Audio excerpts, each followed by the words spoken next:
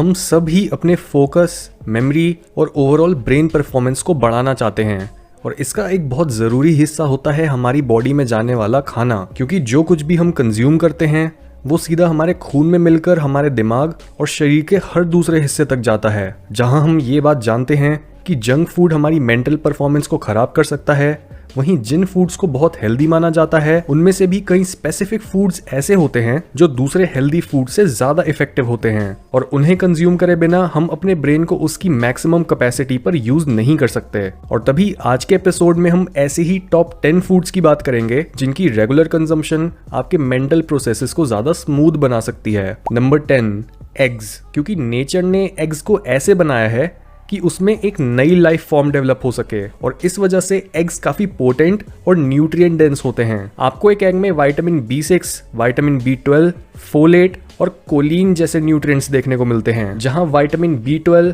Brain chemicals बनाने और दिमाग में मौजूद शुगर लेवल्स को रेगुलेट करने के काम आता है। वहीं कोलिन काफी अच्छा होता है हमारी मेमोरी को इंप्रूव करने के लिए और फोलेट अच्छा होता है हमारे मूड के लिए। Number 9, whole grains. क्योंकि हमारे टोटल बॉडी वेट के सिर्फ 2% के बराबर के होने के बाद भी हमारा दिमाग हमारी पूरी डाइट की लगभग 20% कैलोरीज कंज्यूम कर लेता है। पर ये कैलोरीज कहाँ से आनी चाहिए ये भी जानना जरूरी है, क्योंकि एक साउथ एशियन कंट्री में पैदा होने की वजह से हमारी बॉडी लोकली उगने वाले ग्रेन्स जैसे गेहूं, ब्राउन राइस, राई या ओट्स को पचाने के लिए और इनमें मौजूद न्यूट्रिएंट्स को एफिशिएंटली यूज करने के लिए बनी है। यही रीजन है कि क्यों होल ग्रेन्स एक कांस्टेंट और स्टेडी एनर्जी सप्लाई के लिए बेस्ट ऑप्शन होते हैं। और यहाँ पर हमारा फोकस ग्रेन्स को साबुत खाने पर इसलिए है क्योंकि ये फूड्स नेचर में इसी रूप में मिलते हैं। तो बेहतर यही होगा कि आप व्हाइट राइस, व्हाइट ब्रेड या व्हाइट फ्लावर जैसे इनकम्प्लीट फूड्स पर फोकस करने के बजाय होल फूड्स को अपनी डाइट का पार्ट बनाओ। नंबर 8,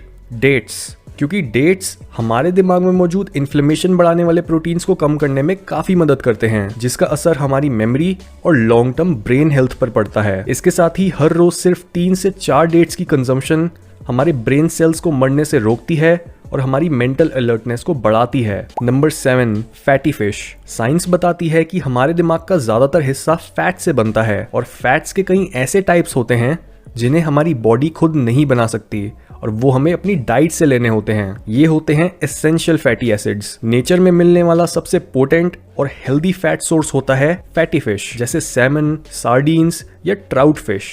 इंडिया के अलग अलग रीजन्स में एक अलग टाइप की फैटी फिश का मिलना आम बात है। कई स्टडीज में तो ये भी देखने को मिला है कि फिश की रेगुलर कंजम्पशन करने वाले लोगों के दिमाग में ग्रे मैटर ज्यादा होता है, जिससे उनकी मेमोरी, स्पीच, डिसीजन मेकिंग और सेल्फ कंट्रोल इंप्रूव होते हैं। Number 6, nuts and seeds. Fish की ही तरह नट्स और सीड्स काफी हाई होते हैं ओमेगा 3s में और अच्छी बात यह है कि इंडिया और इसके आसपास के रीजन्स में नट्स और सीड्स ऑलमोस्ट हर सीजन में काफी इजीली अवेलेबल होते हैं, जिसकी वजह से हमारी बॉडी इनमें मौजूद एसेंशियल फैट्स को काफी इजीली अब्सॉर्ब कर पाती है। सो जो लोग वेजिटेरियन हैं या उनके घर के आसपास हाई क्वालिटी फिश अवेलेबल नहीं होती, उनके लिए नट्स और सीड्स जैसे almonds, walnuts, cashews, pumpkin seeds, flax seeds या चिया सीड्स काफी अच्छे ऑल्टरनेटिव्स हैं। नंबर 5, हनी। काफी सारे कल्चर्स में शहद को एक सुपर फूड माना जाता है जस्ट बिकॉज ये एंटीबैक्टीरियल और काफी न्यूट्रिशियस होता है। इसके साथ ही शहद की केमिस्ट्री हमारी खून से काफी मिलती जुलती है और अगर आपको ब्रेन फॉग होता है, आप किसी चीज पर फोकस नहीं कर पाते या आप इजीली अपने आप को रिलैक्स नहीं कर पाते हो, तो शहद की डेली कंजम्पशन आपको काफी अच्छे रिजल्ट्स दे सकती है। हाउएवर, जिस तरह से आप शहद को कंज्यूम करते हो ये बहुत मैटर करता है, क्योंकि जब आप इसे काफी हाई टेम्परेचर पर ले जाकर कुक करते हो तब इसकी सारी पोटेंसी खत्म हो जाती है। इसलिए जब भी आप हनी को कंज्यूम करो तब या तो उसे बस वार्म वाटर के साथ लो या फिर रॉ। Number 4, dark chocolate. क्योंकि डार्क चॉकलेट और कोकोआ पाउडर में मौजूद फ्लेवोनॉइड्स और ऐसे कई एंटीऑक्सीडेंट्स हमारे दिमाग के उन हिस्सों को तेज बनाते हैं जो लर्निंग और मेमोरी से जुड़े हैं। 2013 में हुई एक स्टडी में पता चला था कि कोकोआ हमारे न्यूरॉन्स की ग्रोथ बढ़ाकर हमारे दिमाग को टॉक्सिन्स के नेगेटिव इन्फ्लुएंस से बचाता है। और तो और डार्क चॉकलेट हमारे मूड के लिए भी काफी अच्छी होती है। यही रीजन है कि क्यों जब हमारा मूड खराब होता है या फिर हम अपने इमोशंस को न्यूट्रलाइज करने की कोशिश कर रहे होते हैं, तब हमें ऑटोमेटिकली चॉकलेट खाने का मन करता है। पर बेनिफिट तभी है जब आप अपने ऊपर कंट्रोल रखो और छोटे छोटे अमाउंट्स में ही डार्क चॉकलेट को खाओ, ताकि आप कोकोआ के साथ साथ अपनी शुगर या प्रेजर्वेटिव्स की कंजम्पशन को ना बढ़ा दो। Number 3, oranges. ब्रेन फूड्स की कोई भी लिस्ट बिना एक विटामिन सी रिच फूड के अधूरी होगी, क्योंकि हमारी बॉडी विटामिन सी को नेचुरली नहीं प्रोड्यूस कर पाती, जिसकी वजह से अगर हम रेगुलरली अपनी डाइट में विटामिन सी नहीं ऐड कर रहे तो उसका असर हमारी बॉडी के हर ऑर्गन पर पड़ता है,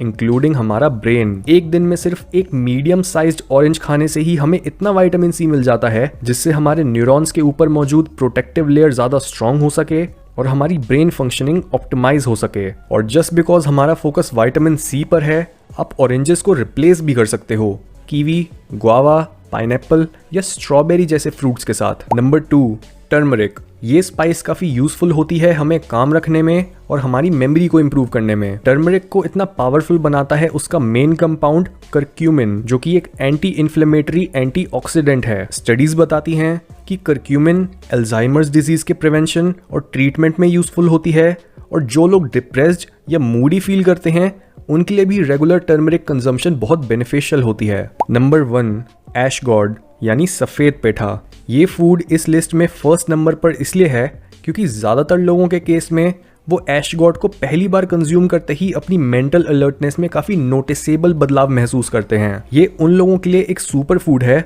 जो अपने इंटेलेक्ट को हमेशा एक नए लेवल पर ले जाने की कोशिश करते रहते हैं।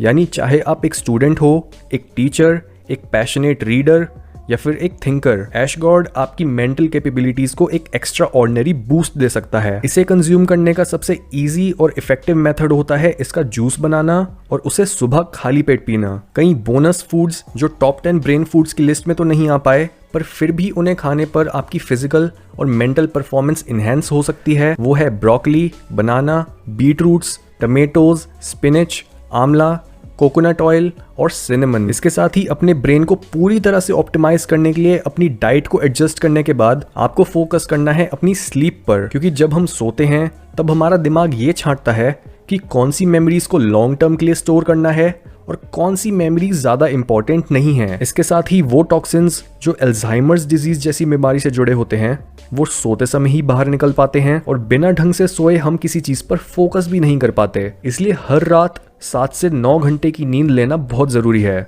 रेगुलर एक्सरसाइज, क्योंकि चाहे वो एरोबिक एक्सरसाइज हो जिसमें आपका हार्ट रेट काफी हाई हो जाता है जैसे रनिंग, या फिर एनारोबिक एक्सरसाइज जैसे वेटेड स्क्वाट्स या पुलअप्स, दोनों केसेस में ही एक्स्ट्रा ब्लड फ्लो हमारे दिमाग तक ज्यादा ऑक्सीजन और न्यूट्रिएंट्स पहुंचाता है। एक्सरसाइज के टाइम रिलीज होने वाले एंडोर्फिन्स हमारा मूड रेगुलेट करते हैं, और कई स्पेशल प्रोटीन्स जैसे BDNF यानी ब्रेन डेराइव्ड न्यूरोट्रोफिक फैक्टर हमारे न्यूरॉन्स की तादाद बढ़ाते हैं। मेडिटेशन, क्योंकि जब हम ध्यान लगाते हैं तब हमारा डिफॉल्ट मोड नेटवर्क यानी वो पार्ट जो हमारी ईगो को बनाता है वो शांत हो जाता है, जिससे हम हर चीज को बिना किसी बायस के साथ ऑब्जेक्टिवली देख पाते हैं और अपनी प्रॉब्लम्स पर एक नया पर्सपेक्टिव हासिल कर पाते हैं। इसके साथ ही मेडिटेशन के काफी सारे बेनिफिट्स ब्रेन की हेल्थ से भी जुड़े हैं, जैसे ग्रे मैटर का बड़ा होना, मेमोरी स्टोर करने वाले रीजन हिप्पोकैम्पस का मोटा होना, डिप्रेशन और एंजाइटी कम होना, और कॉग्निटिव सिस्टम का लंबे समय तक शार्प रहना। यहाँ तक कि लॉन्ग टर्म मेडिटेटर्स में तो ये भी देखा गया है